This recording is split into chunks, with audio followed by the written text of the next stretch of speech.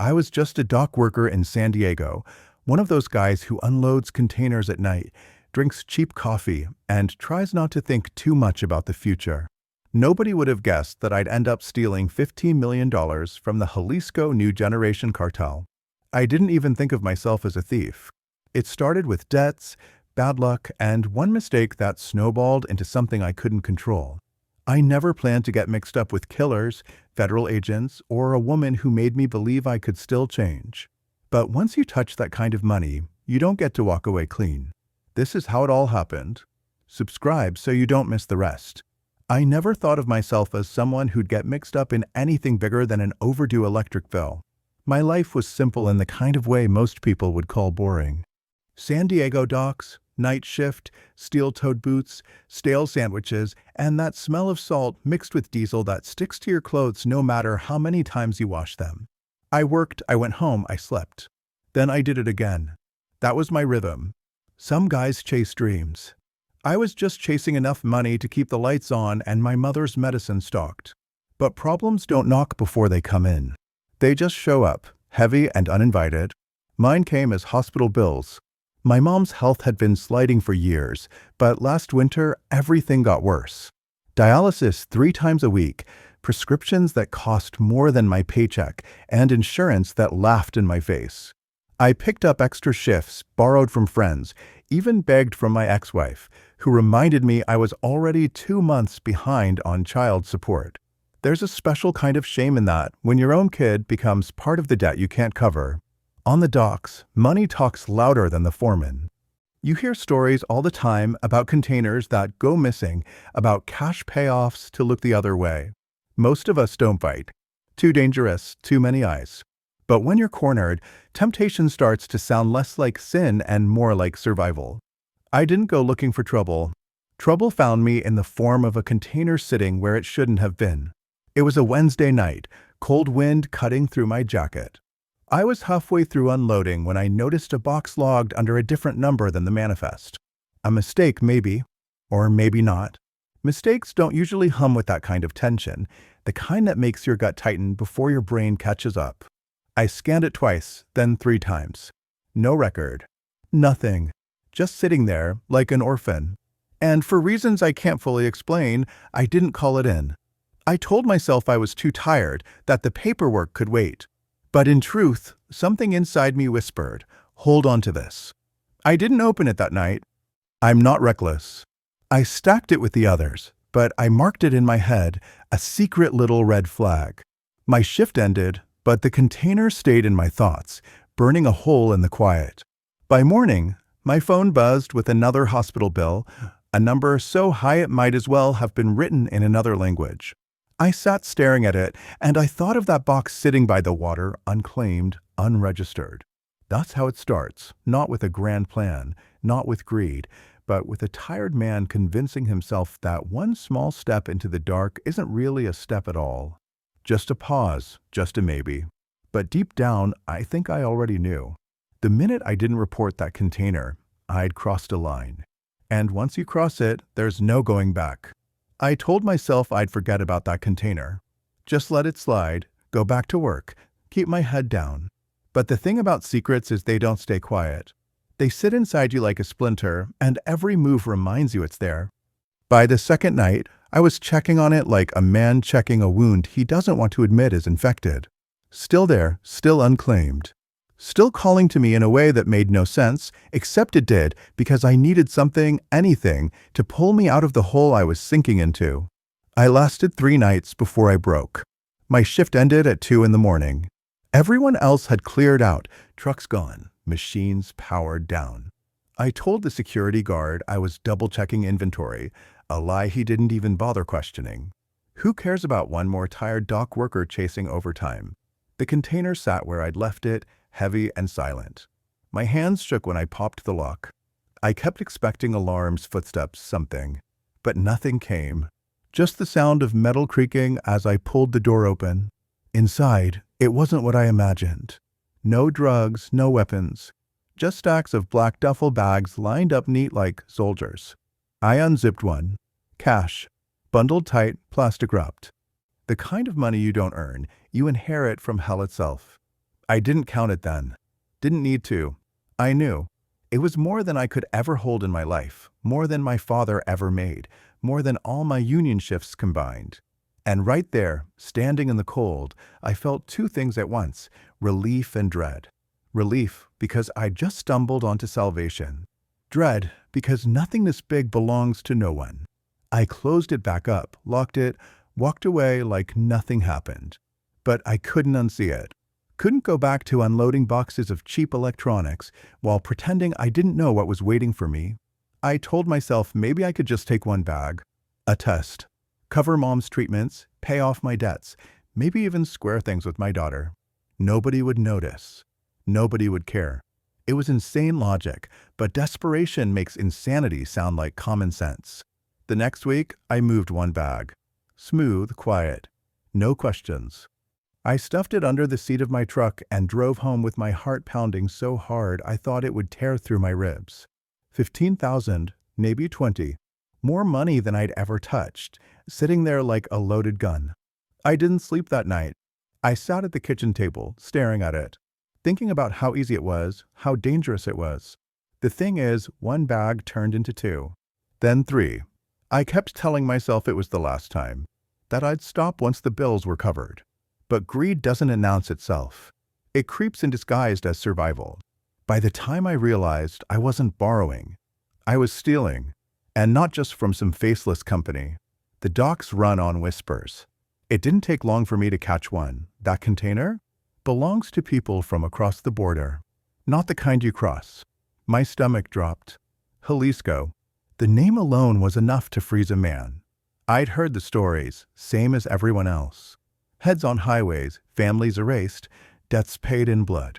And there I was, already in too deep, already holding their money in my apartment. I thought about putting it back, pretending I never touched it. But once you touch cartel money, it doesn't matter where you put it. They'll come looking. And if they don't find what's theirs, they'll find you. That's when it hit me. My life was no longer mine. I had signed a contract without knowing it, written in numbers and blood. And the only question left was how long before the debt collector showed up at my door. The first sign came quicker than I expected. It was a Monday morning, gray sky, drizzle soaking the asphalt outside my apartment. I was halfway through pouring stale cereal when someone knocked. Not the kind of polite knock neighbors give. This one was steady, firm, like a rhythm meant to say, "We know you're in there." My chest locked up. I thought about not opening, but men who knock like that don't go away. Two guys stood at the door. Not dressed like gangsters, not flashing guns. Just jeans, jackets, calm faces.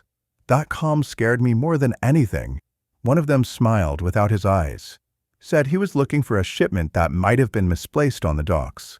I told him I didn't know what he was talking about, just a worker, just a guy trying to make a living. He nodded like he believed me. Then his friend stepped closer, too close, and whispered something in Spanish I only half understood. Mistakes get people buried. They left without forcing their way in, but the message was clear. They knew, or at least they suspected. And suspicion, when it comes from men like that, is enough to ruin you. I sat in silence for an hour after they left, staring at the cash stuffed in my closet, realizing it wasn't a blessing. It was a countdown. Panic makes you stupid. I started moving the money in small chunks, hiding it in places that made no sense, under floorboards, in toolboxes, even in a rented storage unit 2 neighborhoods over. I thought spreading it out would make me safer. In reality, it just tied me tighter to it, a web I couldn't crawl out of. Meanwhile, life outside didn't stop. Mom's health was slipping faster. Her eyes tired, her body weak. I told her I was picking up more shifts, that the union was helping with the bills. Lies stacked on lies.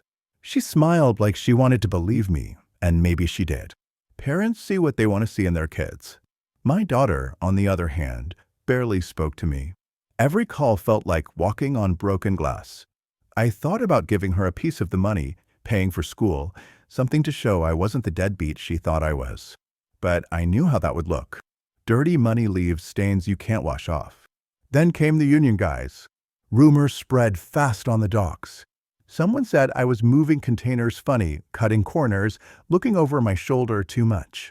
I laughed it off, but their stares stuck like knives. One night, an old coworker I trusted pulled me aside. He told me to get out while I still could. Said the container I'd been sniffing around wasn't just cartel property, it was being watched by feds too. DEA, maybe Homeland Security. He didn't know for sure, but he swore he'd seen suits parked near the yard. That's when it hit me. I wasn't just stealing from killers. I was caught between them and the government. Two sides that don't forgive, both waiting for me to slip. Every decision felt heavier after that. I thought about running Mexico, Canada, anywhere, but you don't outrun people like Jalisco. They have longer arms than the law. And the law? They'd never see me as some desperate son trying to save his mom. They'd see a thief sitting on millions of cartel cash, and they'd bury me just the same. I started drinking more. Nights turned into blurs, mornings into headaches. The money sat there like a curse, a mountain I couldn't climb, couldn't get rid of. Every bag whispered a different promise: freedom, safety, ruin. And all I could do was listen, trapped in a life that wasn't mine anymore. By the end of that month, I realized something that chilled me to the bone. It wasn't a matter of if they'd come for me. It was a matter of who would get to me first. The waiting was the worst part. Nights stretched long, every sound outside pulling me to the window, every car slowing on my street making my chest tighten. I kept the lights low, curtains drawn, a bottle within reach. The money was still there, stashed in pieces across places I thought were clever. But clever doesn't stop paranoia. I stopped sleeping more than 2 hours at a time.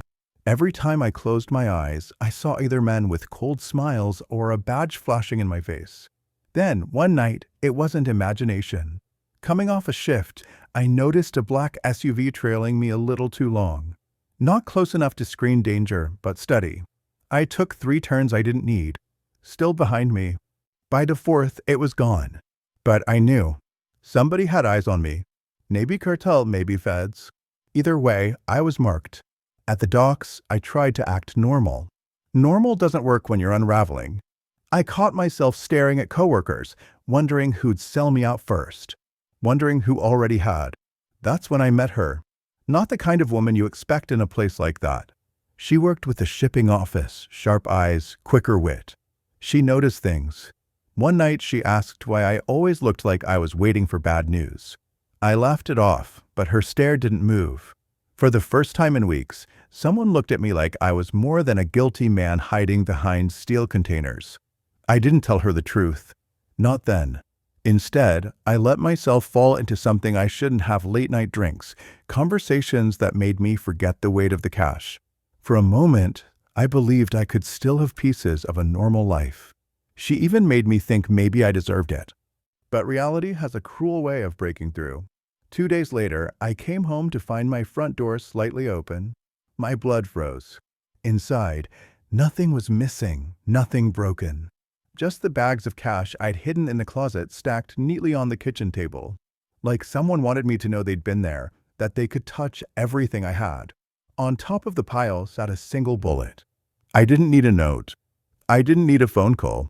That was the message. My first instinct was to run. Pack what I could, disappear. But where? With who? My mom couldn't travel. My daughter hated me enough already. And the woman I'd just started to care for, how do you explain to someone that you've painted a target on your back by stealing cartel money?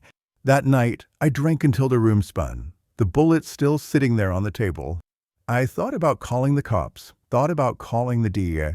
But then I pictured the look on their faces, a dock worker who found millions of cartel cash and just held on to it.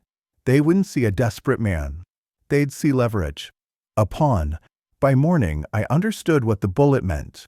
It wasn't just a threat. It was a deadline.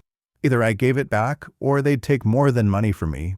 But the thing about deadlines is, sometimes they give you clarity. And my clarity was this: I wasn't ready to give up. Not the money, not my mother's life, not the chance that maybe, somehow, I could beat them at their own game. That was the morning I stopped being just a dock worker who made a mistake. That was the morning I started planning, even if I didn't know what the hell I was doing. Planning sounds smart until you're the one doing it with no idea how. I wasn't a criminal, no mastermind, no soldier. I was a guy who moved boxes and tried to pay his bills. But when you've got cartel money on your table and a bullet as a bookmark, you either fold or start writing your own ending. I chose the second, mostly out of stupidity and fear. First step was figuring out who was really watching me, the feds or the cartel. Both had different styles. The cartel was personal. They wanted you to feel the heat, to sweat. The feds? They wanted you to bury yourself in mistakes until they could box you in. And I had already given them plenty of material. So I started small. I changed routes home, doubled back, sat in diners just to see if anyone followed. Some nights it was clean.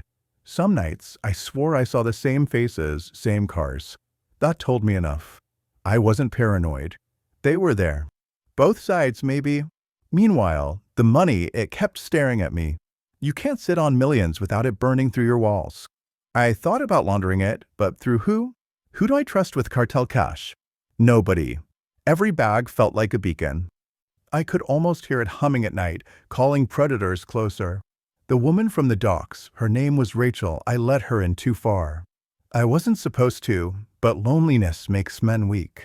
One night after too many drinks, I hinted at things, told her I was in trouble bigger than I could explain. She didn't run. Instead, she looked at me with this mix of pity and anger, like she'd seen men drown before. She told me trouble has a way of choosing the people least able to handle it. I hated her for being right. A week later, I got proof the feds were circling. 2 agents came by the docks asking about misplaced shipments. They didn't say cartel, didn't say cash, but the way they watched me told me they knew.